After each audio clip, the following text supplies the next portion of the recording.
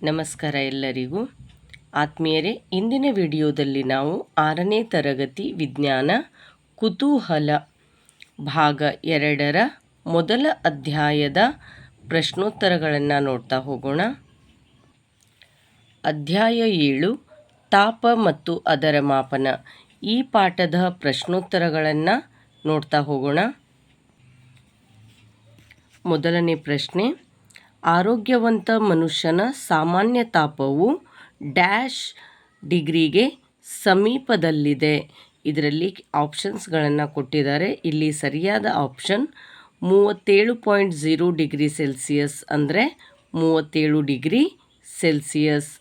ಆರೋಗ್ಯವಂತ ಮನುಷ್ಯನ ದೇಹದ ಸಾಮಾನ್ಯ ತಾಪ ಎಷ್ಟಿರುತ್ತೆ ಅಂದರೆ 37 ಡಿಗ್ರಿ ಸೆಲ್ಸಿಯಸ್ಗೆ ಸಮ ಇರುತ್ತೆ. ಎರಡನೇ ಪ್ರಶ್ನೆ, 37 ಡಿಗ್ರಿ ಸೆಲ್ಸಿಯಸ್ ತಾಪಕ್ಕೆ ಸಮನಾದ ತಾಪ ಅದು ಫ್ಯಾರನ್ ಹೀಟ್ಗಳಲ್ಲಿ ಎಷ್ಟು ಅಂತ ಅಂದರೆ 98.6 ಡಿಗ್ರಿ ಫ್ಯಾರನ್ ಹೀಟ್ ಆಗಿರುತ್ತೆ. 3, ಖಾಲಿ ಜಾಗಗಳನ್ನು ಭರ್ತಿ ಮಾಡಿ. ಒಂದು ವ್ಯವಸ್ಥೆಯ ಬಿಸಿ ಅಥವಾ ತಂಪನ್ನು ಅದರ ತಾಪ ನಿರ್ಧರಿಸುತ್ತದೆ. 2, ಮಂಜುಗಡ್ಡೆಯಷ್ಟು ತಣ್ಣನೆಯ ನೀರಿನ ತಾಪವನ್ನು ವೈದ್ಯಕೀಯ ತಾಪಮಾಪಕದಿಂದ ಅಳೆಯಲು ಸಾಧ್ಯವಿಲ್ಲ, ಏಕೆಂದರೆ ವೈದ್ಯಕೀಯ ತಾಪಮಾಪಕದ ವ್ಯಾಪ್ತಿನೇ ಬೇರೆ. ಈ ಮಂಜುಗಡ್ಡೆ ಅಥವಾ ಕುದಿಯುವ ನೀರಿನ ಇವುಗಳ ತಾಪದ ವ್ಯಾಪ್ತಿಯೇ ಬೇರೆ. ಹಾಗಾಗಿ ಮಂಜುಗಡ್ಡೆಯಷ್ಟು ತಣ್ಣನೆಯ ನೀರಿನ ತಾಪವನ್ನು ವೈದ್ಯಕೀಯ ತಾಪಮಾಪಕದಿಂದ ಅಳೆಯಲು ಸಾಧ್ಯವಿಲ್ಲ. ಅಂದರೆ ವೈದ್ಯಕೀಯ ತಾಪಮಾಪಕದಲ್ಲಿ ಅದರ ವ್ಯಾಪ್ತಿ ಎಷ್ಟಿರುತ್ತೆ ಅಂದರೆ 35 ಡಿಗ್ರಿ ಸೆಲ್ಸಿಯಸ್ನಿಂದ 42 ಡಿಗ್ರಿ 35ರಿಂದ 42 ಡಿಗ್ರಿ ಸೆಲ್ಸಿಯಸ್ನಷ್ಟಿರುತ್ತೆ. ಹಾಗಾಗಿ ಇದರ ತಾಪವನ್ನು ಅಳೆಯಲು ಈ ವೈದ್ಯಕೀಯ ತಾಪಮಾಪಕವನ್ನು ಬಳಸುವುದಿಲ್ಲ. ಮೂರನೇದು, ತಾಪದ ಏಕಮಾನ ಡಿಗ್ರಿ ಸೆಲ್ಸಿಯಸ್ ಆಗಿದೆ. ತಾಪದ SI ಏಕಮಾನ ಬೇರೆ. ತಾಪದ SI ಏಕಮಾನ ಕೆಲ್ವಿನ್ ಇದೆ. ತಾಪದ SI ಏಕಮಾನ ಬೇರೆ. ಇಲ್ಲಿ ತಾಪದ ಏಕಮಾನ ಅಷ್ಟೇ ಕೇಳಿರೋದ್ರಿಂದ ಇದು ಡಿಗ್ರಿ ಸೆಲ್ಸಿಯಸ್. ನಿಮಗೇನಾದರೂ ತಾಪದ SI ಏಕಮಾನ ಅಂತ ಕೇಳಿದರೆ ಅಲ್ಲಿ ನೀವು ಕೆಲ್ವಿನ್ ಅಂತ ಬರಿಬೇಕು. ಇಲ್ಲಿ ಕೇವಲ ತಾಪದ ಏಕಮಾನ ಕೇಳಿರೋದ್ರಿಂದ ಇದು ಡಿಗ್ರಿ ಸೆಲ್ಸಿಯಸ್ ಆಗಿದೆ. ನಾಲ್ಕನೇದು, ಪ್ರಯೋಗಶಾಲಾ ತಾಪಮಾಪಕದ ವ್ಯಾಪ್ತಿಯು ಸಾಮಾನ್ಯವಾಗಿ ಪ್ರಯೋಗಶಾಲಾ ತಾಪಮಾಪಕದ ಅಂದರೆ ಈ ಥರ್ಮಾಮೀಟರ್ ಲ್ಯಾಬಲ್ಲಿ ಬಳಸುವಂತಹ ಥರ್ಮಾಮೀಟರ್ನ ವ್ಯಾಪ್ತಿ ಎಷ್ಟಿರುತ್ತೆ ಅಂದರೆ -10 ಡಿಗ್ರಿ ಸೆಲ್ಸಿಯಸ್ನಿಂದ 110 ಡಿಗ್ರಿ ಸೆಲ್ಸಿಯಸ್. ಅಂದರೆ ನಾವು ಪ್ರಯೋಗಶಾಲೆಗಳಲ್ಲಿ ಬಳಸುವಂತಹ ಈ ತಾಪಮಾಪಕದ ವ್ಯಾಪ್ತಿ -10 ಡಿಗ್ರಿ ಸೆಲ್ಸಿಯಸ್ಸಿಂದ 110 ಡಿಗ್ರಿ ಸೆಲ್ಸಿಯಸ್ ಆಗಿರುತ್ತದೆ. ಐದನೇ ಪ್ರಶ್ನೆ, ಚಿತ್ರ 7.6ರಲ್ಲಿ ತೋರಿಸಿರುವಂತೆ ನೀರಿನ ತಾಪವನ್ನು ಅಳೆಯಲು 4 ವಿದ್ಯಾರ್ಥಿಗಳು ಪ್ರಯೋಗಶಾಲಾ ತಾಪಮಾಪಕಗಳನ್ನು ಬಳಸಿದರು. ಚಿತ್ರವನ್ನು ಸರಿಯಾಗಿ ಗಮನಿಸಿ. 1ನೇ ವಿದ್ಯಾರ್ಥಿ ಹೀಗೆ ಹಿಡಿದಿದ್ದಾನೆ ಈ ಥರ್ಮಾಮೀಟರನ್ನು, 2ನೇ ವಿದ್ಯಾರ್ಥಿ ಹೀಗೆ, 3ನೇ ವಿದ್ಯಾರ್ಥಿ ಅದರ ತಳಕ್ಕೆ ಅಂಟಿಸಿದ್ದಾನೆ, 4ನೇ ವಿದ್ಯಾರ್ಥಿ ಈ ಥರ್ಮಾಮೀಟರನ್ನು ಗ್ಲಾಸ್ನ ಎಜ್ಜಿಗೆ ಈ ಕಡೆ ಹಿಡಿದಿದ್ದಾನೆ. ಹಾಗಾದರೆ ತಾಪವನ್ನು ಅಳೆಯಲು ಯಾರು ಸರಿಯಾದ ಮಾರ್ಗವನ್ನು ಅನುಸರಿಸಿದ್ದಾರೆ ಎಂದು ನೀವು ಭಾವಿಸುತ್ತೀರಿ? ಯಾವುದು ಅಂದರೆ ನಿಮ್ಮ ಊಹೆ ಸರಿಯಾಗಿದೆ. ಯಾವುದು? ವಿದ್ಯಾರ್ಥಿ 2. ಏಕೆಂದರೆ ಈ ರೀತಿ ಇವೆಲ್ಲ ತಪ್ಪು. ಯಾಕೆಂದರೆ ನಾವು ಈ ರೀತಿ ಹಿಡಿದಾಗ ಮಾತ್ರ ಆ ಹೀಟನ್ನು ಅಥವಾ ತಾಪವನ್ನು ನಾವು ಸರಿಯಾಗಿ ಅಳಿಲಿಕ್ಕೆ ಸಾಧ್ಯ. ಹಾಗಾಗಿ ವಿದ್ಯಾರ್ಥಿ 2 ಸರಿ. ಪ್ರಶ್ನೆ 6, ಈ ಕೆಳಗೆ ಬರೆಯಲಾದ ತಾಪಕ್ಕೆ ಅನುಗುಣವಾಗಿ ತಾಪಮಾಪಕಗಳ ರೇಖಾಚಿತ್ರಗಳ ಮೇಲೆ ಕೆಂಪು ಸ್ತಂಭವನ್ನು ತೋರಿಸಲು ಬಣ್ಣ ಹಾಕಿರಿ. ಇಲ್ಲಿ ಸರಿಯಾಗಿ ಗಮನಿಸಿ. ಅವರು ಇಲ್ಲಿ ಕೆಲವು ತಾಪಗಳನ್ನು ಕೊಟ್ಟಿದ್ದಾರೆ, ನಾವು ಅವುಗಳನ್ನು ಸರಿಯಾಗಿ ಗುರುತಿಸಬೇಕಂತೆ. ಹಾಗಾಗಿ ಇಲ್ಲಿ ಗುರುತಿಸಿದ್ದೀನಿ. ಸರಿಯಾಗಿ ವಿಡಿಯೋವನ್ನು ಪಾಸ್ ಮಾಡಿ ಸರಿಯಾಗಿ ನೋಡಿ. ನೀವು ಕೂಡ ನಿಮ್ಮ ಟೆಕ್ಸ್ಟ್ ಬುಕ್ಕಲ್ಲಿ ಈ ರೀತಿ ಸರಿಯಾಗಿ ಹಾಕಿ. ಇಲ್ಲಿ ನೋಡಿ, ಮೊದಲನೇದು 14 ಡಿಗ್ರಿ ಸೆಲ್ಸಿಯಸ್ ಇದೆ, ಇಲ್ಲಿ 10. ಇಲ್ಲಿ 2 ಡಿಗ್ರಿಗೆ ಒಂದೊಂದು ಗೆರೆಯನ್ನು ಕೊಟ್ಟಿದ್ದಾರೆ, ಹಾಗಾಗಿ 10, 12, 14. ಇಲ್ಲಿ 17, 10, 11, 12. ಇಲ್ಲಿ 15 ಇದೆ, 16, 17 ಡಿಗ್ರಿ. ಇಲ್ಲಿ 7.5 ಡಿಗ್ರಿ ಕೇಳಿದ್ದಾರೆ. ಇಲ್ಲಿ 0 ಇದೆ, ಇಲ್ಲಿ 10 ಇದೆ, ಹಾಗಾಗಿ ಇಲ್ಲಿ 5 ಇದೆ. 6, 7, 7 ಆ್ಯಂಡ್ 7.5 ಇಲ್ಲಿಗೆ ಬರುತ್ತೆ. ಹಾಗಾಗಿ ವಿಡಿಯೋವನ್ನು ಪಾಸ್ ಮಾಡಿ ಸರಿಯಾಗಿ ಈ ತಾಪಮಾಪಕಗಳ ರೇಖಾಚಿತ್ರದ ಮೇಲೆ ನೀವು ಬಣ್ಣವನ್ನು ಹಾಕಿ. 7ನೇ ಪ್ರಶ್ನೆ, ಚಿತ್ರ 7.8ರಲ್ಲಿ ತೋರಿಸಿರುವ ತಾಪಮಾಪಕದ ಭಾಗವನ್ನು ಗಮನಿಸಿ ಈ ಕೆಳಗಿನ ಪ್ರಶ್ನೆಗಳಿಗೆ ಉತ್ತರಿಸಿ.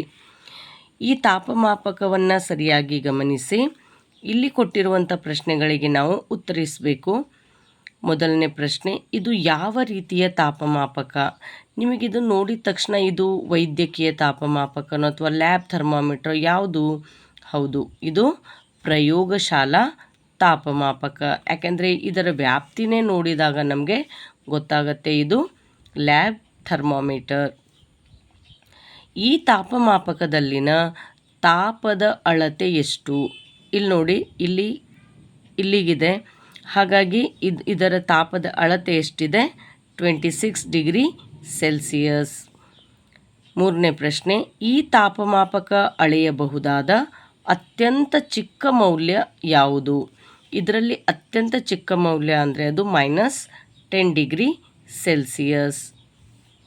8ನೇ ಪ್ರಶ್ನೆ, ನಮ್ಮ ದೇಹದ ಉಷ್ಣತೆಯನ್ನು ಅಳೆಯಲು ಪ್ರಯೋಗಶಾಲಾ ತಾಪಮಾಪಕವನ್ನು ಬಳಸುವುದಿಲ್ಲ, ಇದಕ್ಕೆ ಕಾರಣವನ್ನು ಕೊಡಿ. ಅಂದರೆ ಮನುಷ್ಯನ ದೇಹದ ತಾಪವನ್ನು ಅಳಿಲಿಕ್ಕೆ ಲ್ಯಾಬ್ ಥರ್ಮಾಮೀಟರನ್ನು ನಾವು ಯಾಕೆ ಬಳಸೋದಿಲ್ಲ, ಅದಕ್ಕೆ ಕಾರಣ ಅಥವಾ ರೀಸನನ್ನು ಕೊಡಿ ಅಂತ ಹೇಳಿದ್ದಾರೆ.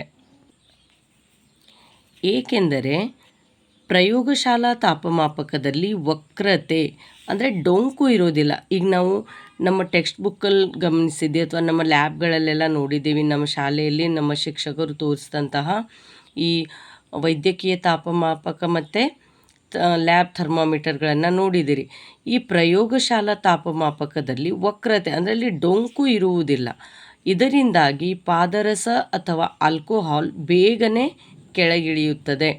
ಆದ್ದರಿಂದ ವ್ಯಕ್ತಿಯ ನಿಖರವಾದ ದೇಹದ ತಾಪವು ಅಳೆಯಲಾಗುವುದಿಲ್ಲ.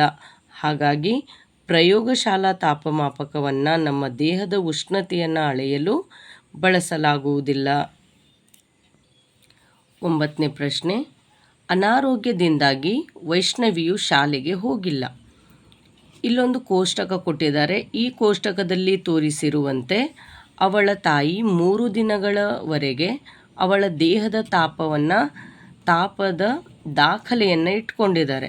ವೈಷ್ಣವಿಯ ತಾಯಿಯು ಅವಳಿಗೆ ಬಂದಂತಹ ಜ್ವರದ ಈ ರೀತಿ ಆ ದಾಖಲೆಯನ್ನು ಇಟ್ಕೊಂಡಿದ್ದಾರೆ.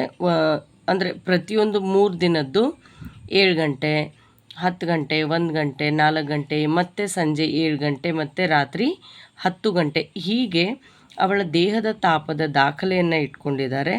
ಇದಕ್ಕನುಗುಣವಾಗಿ ನಮಗೆ ಕೆಲವು ಪ್ರಶ್ನೆಗಳನ್ನು ಕೊಟ್ಟಿದ್ದಾರೆ. ಅವುಗಳಿಗೆ ಈ ದಾಖಲೆಗೆ ಅನುಗುಣವಾಗಿ ನಾವು ಉತ್ತರಿಸಬೇಕು. ವೈಷ್ಣವಿಯ ದಾಖಲಾದ ಅತಿ ಹೆಚ್ಚು ತಾಪ ಯಾವುದು? ಈ ಚಾರ್ಟನ್ನು ನೀಟಾಗಿ ಗಮನಿಸಿ. ಇದರಲ್ಲಿ ನೋಡಿ ಎಷ್ಟು ಡಿಗ್ರಿ ಇದೆ. ಅತಿ ಹೆಚ್ಚು 40 ಡಿಗ್ರಿ ಸೆಲ್ಸಿಯಸ್ ಇದೆ. ವೈಷ್ಣವಿಯ ಗರಿಷ್ಠ ತಾಪ ಯಾವ ದಿನ ಮತ್ತು ಯಾವ ಸಮಯದಲ್ಲಿ ಹೆಚ್ಚಾಗಿ ಅಂದರೆ ಯಾವ ಸಮಯದಲ್ಲಿ ದಾಖಲಾಗಿದೆ? 40 ಡಿಗ್ರಿ ಸೆಲ್ಸಿಯಸ್, ಹೌದಾ? ಅದು ಯಾವ ದಿನ? ಮೊದಲನೇ ದಿನ. ಎಷ್ಟು ಗಂಟೆಗೆ? ಸಂಜೆ 7 ಗಂಟೆಗೆ. ಇಲ್ಲಿದೆ ನೋಡಿ, ಮೊದಲನೇ ದಿನ ಸಂಜೆ 7 ಗಂಟೆಗೆ. ಯಾವ ದಿನದಂದು ವೈಷ್ಣವಿಯ ತಾಪವು ಸಾಮಾನ್ಯ ಸ್ಥಿತಿಗೆ ಮರಳಿದೆ? ಅಂದರೆ ಅವಳಿಗೆ ಜ್ವರ ಯಾವ ದಿನ ಕಡಿಮೆ ಆಗಿದೆ ಅಂತಂದರೆ ದಿನ 3ರಂದು ತಾಪ ಸಾಮಾನ್ಯ ಸ್ಥಿತಿಗೆ ಮರಳಿದೆ. ಪ್ರಶ್ನೆ 10. ನೀವು 25.5 ಡಿಗ್ರಿ ಸೆಲ್ಸಿಯಸ್ ತಾಪಮಾನವನ್ನು ಅಳೆಯಬೇಕಾದರೆ ಈ ಕೆಳಗಿನ 3 ತಾಪಕಗಳಲ್ಲಿ ಯಾವುದನ್ನು ನೀವು ಬಳಸ್ತೀರಿ? ಈಗ ನಾವು ಎಷ್ಟು ಅಳಿಬೇಕು? 25.5 ಡಿಗ್ರಿ ಸೆಲ್ಸಿಯಸ್ಸನ್ನು ಅಳಿಬೇಕಾದ್ರೆ ಇವುಗಳಲ್ಲಿ ಯಾವುದನ್ನು ಬಳಸ್ತೀರಿ ಅಂತ ಹೇಳಿದ್ದಾರೆ. ಯಾವುದು? ಬಿ. ಇಲ್ಲಿ ನೋಡಿ, ಯಾಕೆಂದರೆ ಈ ರೀತಿ 10, 0 ಈ ರೀತಿ ಕರೆಕ್ಟಾಗಿ ಇದರಲ್ಲಿದೆ. ಯಾಕೆಂದರೆ ಇಲ್ಲಿ 0.5 ಕೂಡ ಇದೆ. ಹಾಗಾಗಿ ನಾವು ಈ ತಾಪಮಾಪಕ ಬಿ ಥರ್ಮೋಮೀಟ್ರನ್ನು ನಾವು ಬಳಸಬೇಕಾಗತ್ತೆ. Question number 11. ಚಿತ್ರ 7.10ರಲ್ಲಿನ ತಾಪಮಾಪಕದಲ್ಲಿ ತೋರಿಸಲಾದ ತಾಪಮಾನ. ಇದರಲ್ಲಿ ನೋಡಿ, ಈ ಥರ್ಮಾಮೀಟರನ್ನು ಸರಿಯಾಗಿ ಗಮನಿಸಿ. ಎಷ್ಟಿದೆ ಇಲ್ಲಿ? 25. ಎಷ್ಟಿದೆ? 25, 27.5. ಇಲ್ಲಿ ನೋಡಿ, 26, 27, 27.5 ಡಿಗ್ರಿ ಸೆಲ್ಸಿಯಸ್ ಇದೆ. ಹಾಗಾಗಿ ಆಪ್ಷನ್ ಬಿ ಸರಿಯಾಗಿದೆ. ಎಷ್ಟಿದೆ ಇದರಲ್ಲಿ? 27.5 ಡಿಗ್ರಿ ಸೆಲ್ಸಿಯಸ್. ಪ್ರಶ್ನೆ 12. ಒಂದು ಪ್ರಯೋಗಶಾಲಾ ತಾಪಮಾಪಕವು 0 ಡಿಗ್ರಿ ಸೆಲ್ಸಿಯಸ್ ಮತ್ತು 100 ಡಿಗ್ರಿ ಸೆಲ್ಸಿಯಸ್ ನಡುವೆ 50 ವಿಭಾಗಗಳನ್ನು ಹೊಂದಿದೆ. ಈ ಪ್ರತಿಯೊಂದು ವಿಭಾಗವು ಎಷ್ಟು ತಾಪವನ್ನು ಅಳೆಯುತ್ತದೆ? ಪ್ರಶ್ನೆಯನ್ನು ಸರಿಯಾಗಿ ಅರ್ಥ ಮಾಡ್ಕೊಳ್ಳಿ. ಈ ಲ್ಯಾಬ್ ಥರ್ಮಾಮೀಟ್ರಲ್ಲಿ 0ದಿಂದ 100 ಡಿಗ್ರಿ ಸೆಲ್ಸಿಯಸ್ಗಳ ನಡುವೆ, 0 to 100 ಡಿಗ್ರಿ ಸೆಲ್ಸಿಯಸ್ ನಡುವೆ 50 ವಿಭಾಗ ಇದೆ. ಅಂದರೆ 50 ವಿಭಾಗಗಳಿವೆ. ಹಾಗಾದರೆ ಈ ಪ್ರತಿಯೊಂದು ವಿಭಾಗ ಎಷ್ಟು ತಾಪವನ್ನು ಅಳೆಯುತ್ತದೆ? ಅಂದರೆ ಈಗ ನೋಡಿ, 0ದಿಂದ 100 ಅದಕ್ಕೆ ಅದರ ಅರ್ಧ ಇದೆ ಅಂದರೆ ಅದು ಡಬಲ್ ಆಗಬೇಕು, ಹೌದಾ? ಹಾಗಾಗಿ ಪ್ರತಿಯೊಂದು ವಿಭಾಗವು 2 ಡಿಗ್ರಿ ಸೆಲ್ಸಿಯಸ್ ತಾಪವನ್ನು ಅಳೆಯುತ್ತದೆ. Question number 13. ಅತ್ಯಂತ ಚಿಕ್ಕ ವಿಭಾಗವು 0.5 ಡಿಗ್ರಿ ಸೆಲ್ಸಿಯಸ್ ಅನ್ನು ಅಳೆಯಬಹುದಾದ ತಾಪಮಾಪಕದ ಮಾಪನವನ್ನು ಬರೆಯಿರಿ. ಅಂದರೆ ನಾವು ಥರ್ಮೋಮೀಟ್ರನ್ನು ಬಿಡಿಸ್ಬೇಕು. ಅಂದರೆ 0.5 ಡಿಗ್ರಿ ಸೆಲ್ಸಿಯಸ್ ಕೂಡ ಅಳಿಬಹುದು, ಆ ರೀತಿ ನಾವು ಬಿಡಿಸ್ಬೇಕಾಗತ್ತೆ. ನೀವು 10 ಡಿಗ್ರಿ ಸೆಲ್ಸಿಯಸ್ ಮತ್ತು 20 ಡಿಗ್ರಿ ಸೆಲ್ಸಿಯಸ್ ನಡುವಿನ ಭಾಗ ಮಾತ್ರ ಬರೆಯಬಹುದು. ಅಂದರೆ ನಮಗೆ ಈಸಿ ಆಗಲಿಕ್ಕೆ 10 ಡಿಗ್ರಿ ಆ್ಯಂಡ್ 20 ಡಿಗ್ರಿ ಅಷ್ಟರ ನಡುವಿನ ಭಾಗವನ್ನು ಮಾತ್ರ ನಾವು ಬಿಡಿಸಬಹುದು ಅಂತ ಹೇಳಿದ್ದಾರೆ.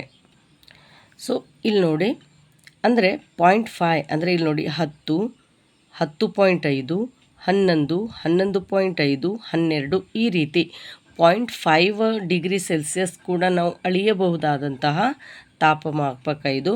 ಅವರು 10 to 20 ಅಂತ ಹೇಳಿದ್ದಾರೆ.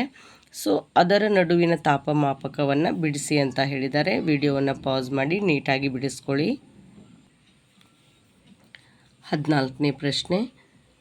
ಆಕೆಗೆ 101 ಡಿಗ್ರಿ ಜ್ವರ ಇದೆ ಎಂದು ಯಾರೋ ಒಬ್ಬರು ನಿಮಗೆ ಹೇಳ್ತಾರೆ. ಅದು ಸೆಲ್ಸಿಯಸ್ ಮಾಪಕದಲ್ಲೋ ಅಥವಾ ಡಿಗ್ರಿ ಫ್ಯಾರನ್ಹೀಟ್ ಮಾಪಕದಲ್ಲೋ ನೀವು ಹೇಗೆ ಅರ್ಥೈಸ್ಕೊಳ್ತೀರಿ? ಈಗ ನಿಮ್ಮ ಹತ್ರ ಒಬ್ಬರು ಬಂದು, ಅಯ್ಯೋ ಅವಳಿಗೆ ತುಂಬ ಜ್ವರ ಇತ್ತು, ಅವಳಿಗೆ 101 ಡಿಗ್ರಿ ಜ್ವರ ಇದೆ ಅಂತ ಹೇಳ್ತಾರೆ. ಹಾಗಾದರೆ ಅದು ಯಾವುದರಲ್ಲಿ? ಸೆಲ್ಸಿಯಸ್ಸೋ ಅಥವಾ ಡಿಗ್ರಿ ಫ್ಯಾರನ್ಹೀಟ್ ಯಾವುದರಲ್ಲಿ ಅಂತ ನೀವು ಅದನ್ನು ಹೇಗೆ ಅರ್ಥ ಮಾಡ್ಕೊಳ್ತೀರಿ ಅನ್ನೋದು ಪ್ರಶ್ನೆ. ಈ ಪ್ರಶ್ನೆಗೆ ಉತ್ತರ ಹೇಳೋಕ್ಕೂ ಮುಂಚೆ ನನ್ನದೊಂದು ರಿಕ್ವೆಸ್ಟ್. ದಯವಿಟ್ಟು ಈ ವಿಡಿಯೋ ನಿಮಗೆ ಇಷ್ಟ ಆದರೆ ಲೈಕ್ ಮಾಡಿ, ನಿಮ್ಗೆ ಈ ವಿಡಿಯೋ ಬಗ್ಗೆ ಏನು ಅನ್ನಿಸ್ತು ಅನ್ನೋದನ್ನು ಕಾಮೆಂಟ್ ಮಾಡಿ, ಹಾಗೂ ಅದರ ಅವಶ್ಯಕತೆ ಇದ್ದವರಿಗೆ ಅದನ್ನು ಶೇರ್ ಮಾಡಿ. ದಯವಿಟ್ಟು ನಮ್ಮ ಚಾನಲನ್ನು ಸಬ್ಸ್ಕ್ರೈಬ್ ಮಾಡಿ. ಯಾಕೆಂದರೆ ನಿಮಗೆ ಈ ವಿಜ್ಞಾನದ ಕುತೂಹಲ ಭಾಗದ 2ನೇ ಭಾಗದ ಮುಂದಿನ ಎಲ್ಲ ವಿಡಿಯೋಗಳು ನಿಮಗೆ ಮೊದಲು ಬಂದು ತಲುಪಬೇಕು ಅಂದರೆ ದಯವಿಟ್ಟು ನಮ್ಮ ಚಾನಲನ್ನು ಸಬ್ಸ್ಕ್ರೈಬ್ ಮಾಡಿ. ಈಗಾಗಲೇ ಸಬ್ಸ್ಕ್ರೈಬ್ ಮಾಡಿದರೆ ಧನ್ಯವಾದಗಳು. ಇಲ್ಲಿ ನೋಡಿ, 101 ಡಿಗ್ರಿ ಜ್ವರವಿದೆ ಎಂದು ಫ್ಯಾರನ್ಹೀಟ್ ಮಾಪಕದಲ್ಲಿ ಹೇಳಿದ್ದಾರೆ. ಯಾಕಂದರೆ ಮಾನವ ದೇಹದ ಸಾಮಾನ್ಯ ಉಷ್ಣತೆ 37 ಡಿಗ್ರಿ ಸೆಲ್ಸಿಯಸ್ ಇದೆ ಅಂತ ನಮ್ಗೆ ಈಗಾಗಲೇ ಗೊತ್ತು. ಇದಕ್ಕೆ ಸಮಾನವಾಗಿ ಫ್ಯಾರನ್ಹೀಟ್ ಮಾಪಕದಲ್ಲಿ 98.6 ಡಿಗ್ರಿ ಫ್ಯಾರನ್ಹೀಟ್ ಇರುತ್ತೆ ಅನ್ನೋದು ಸಹ ಗೊತ್ತು ನಮಗೆ. ಅಂದರೆ ಫ್ಯಾರನ್ಹೀಟಲ್ಲಾದರೆ 98.6 ಡಿಗ್ರಿ ಇರುತ್ತೆ, ಡಿಗ್ರಿ ಸೆಲ್ಸಿಯಸ್ಸಲ್ಲಾದರೆ 37 ಡಿಗ್ರಿ ಸೆಲ್ಸಿಯಸ್ ಇರುತ್ತೆ. ಹಾಗಾದರೆ ಇದರ ಪ್ರಕಾರ 101 ಡಿಗ್ರಿ ಫ್ಯಾರನ್ಹೀಟ್ ಅಂದರೆ ಸೆಲ್ಸಿಯಸ್ ಮಾಪಕದಲ್ಲಿ 39.4 ಡಿಗ್ರಿ ಸೆಲ್ಸಿಯಸ್ ಜ್ವರ ಇದೆ ಅಂತ ಅರ್ಥ. ಹಾಗಾಗಿ 101 ಡಿಗ್ರಿ ಅಂದರೆ ಅದು ಯಾವುದರಲ್ಲಿದೆ? ಡಿಗ್ರಿ ಫ್ಯಾರನ್ಹೀಟಲ್ಲಿ. ಸೊ ಇಲ್ಲಿಯವರೆಗೂ ನಾವು 7ನೇ ಅಧ್ಯಾಯ ತಾಪ ಮತ್ತು ಅದರ ಮಾಪನ ಈ ಪಾಠದ ಎಲ್ಲ ಪ್ರಶ್ನೆಗಳನ್ನು ನೋಡಿದ್ದೀವಿ. ಸಿಗೋಣ ಮುಂದಿನ ವಿಡಿಯೋದಲ್ಲಿ. ಧನ್ಯವಾದಗಳು.